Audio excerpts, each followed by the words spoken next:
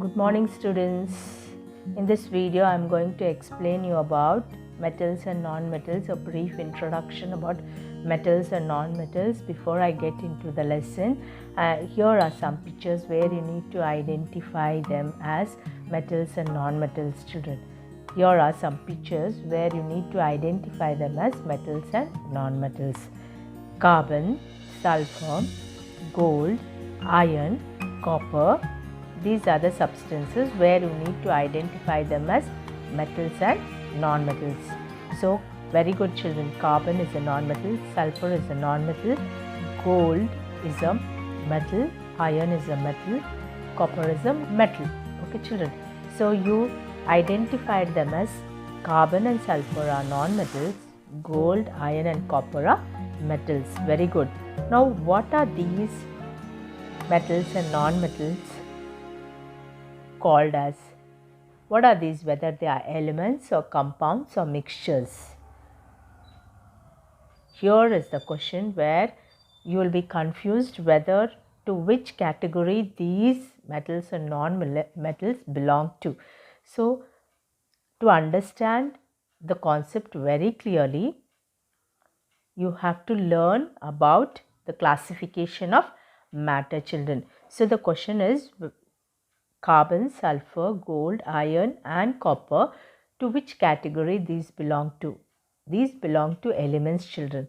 So, before understanding why these are considered to be elements, why not compounds or mixtures, you need to learn about classification of matter, children. So, classification of matter is classified as pure substances and mixtures. Matter is classified into pure substances and mixtures.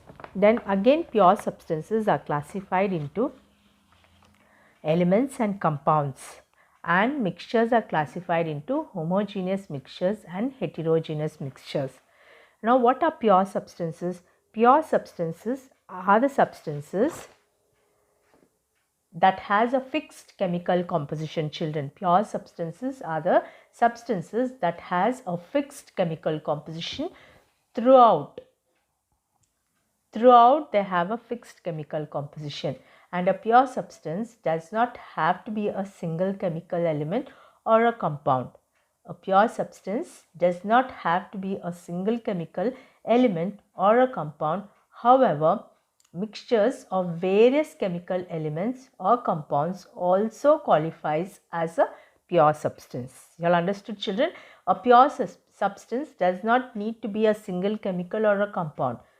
It can, however, have a mixture of various chemical elements or compounds. Understood, children? So, what are pure substances? Pure substances are those substances that have a fixed chemical composition throughout. Now, what are, again these pure substances are classified into elements and compounds. Now, what are elements? Elements are made up of one type of atom, children. Elements are made up of one type of atom and cannot be broken down by any physical or chemical methods. So, you all understood, children? Elements are made up of one type of atom and cannot be broken down by physical or chemical methods. For example, if you take oxygen, O2. So, oxygen is made up of two atoms of oxygen, O and O. This O2 you can break down into two atoms of oxygen. These two atoms of oxygen you cannot further break down. So, these we call them as elements. So, what are elements? Elements are made up of one type of atom and cannot be broken down by physical or chemical methods.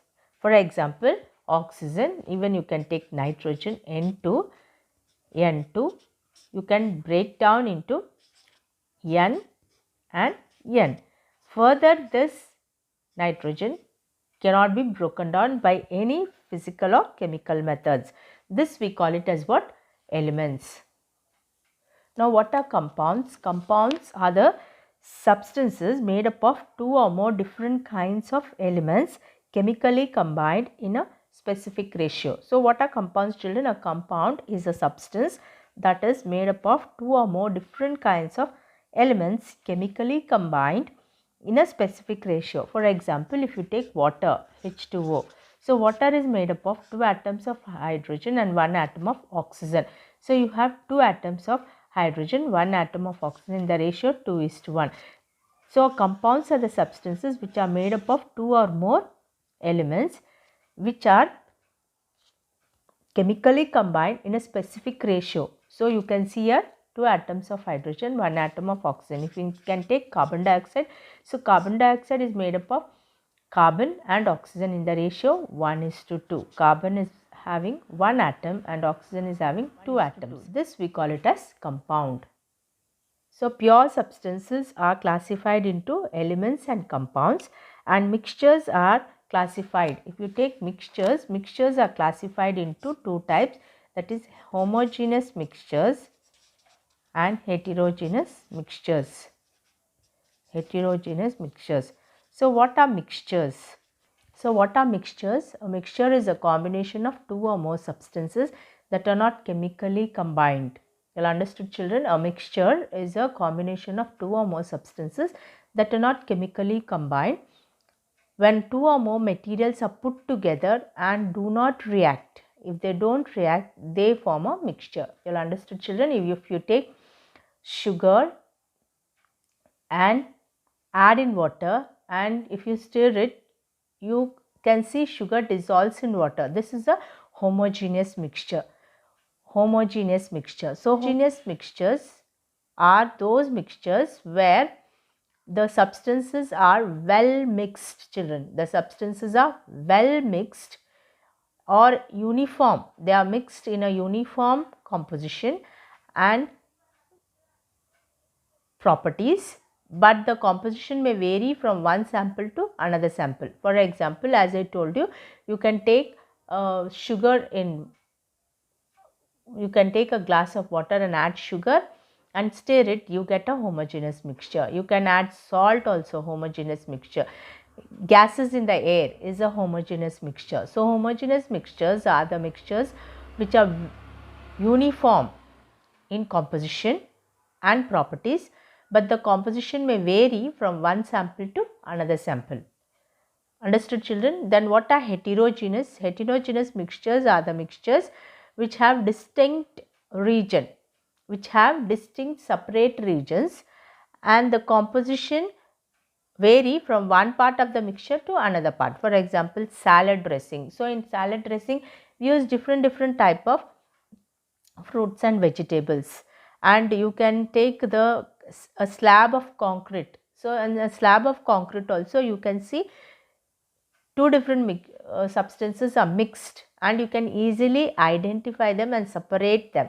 So olive oil in water. So olive oil in water, if you add olive oil to water, you can see 2 different layers. So olive oil will be floating on the water and you can see the water. So this we call it as heterogeneous components. So heterogeneous mixtures are the mixtures in which the components separate into 2 distinct regions, and these vary from one part of the mixture to another part. These are called heterogeneous, and homogeneous is you find uniform composition. Now I hope you have understood why metals and non-metals are considered as elements, children, because metals and non-metals are made up of one type of substances and which cannot be split up into 2 or more simpler substances. They are made up of one kind of atoms, children. That's why metals and non-metals are grouped under elements. If you see the periodic table, in the periodic table, if you can see, blue color is the metals, green is the metalloids, yellow is the non-metals. So, and the green you find they are metalloids and yellow non-metals. So in the periodic table you can see metals, non-metals and metalloids. So what are metalloids? So metalloids are the elements which can share both the properties of metals and non-metals. They are intermediate between metals and non-metals. So what are metalloids, children? Metalloids are the elements found on the periodic table, have properties of both metals and non-metals, which have both metals and non-metals. For example, tellurium, boron, antimony, germanium, these are all metalloids which have the property of both metals and non-metals. Now we shall see what are metals, children. Metal is an element that is malleable, ductile and conducts electricity. So what are metals, children? Metals are the elements that are malleable, that can be drawn into thin sheets. Ductile, these can be drawn into thin wires and are good conductors of heat and electricity. And what about non-metals? Non-metals are the elements that are neither malleable nor ductile and does not conduct electricity. So most of the non-metals occur in liquid state, powdered state and gaseous state, whereas all the metals except mercury and gallium, all the metals at room temperature are solids except mercury and gallium, and all the metals can be drawn into thin sheets. They can be stretched into thin wires. These are the properties, physical properties of metals, but non-metals are neither malleable nor ductile and does not conduct electricity. So in the next video, we shall learn about metals and non-metals, their chemical properties, children, as well as physical properties in detail. Thank you.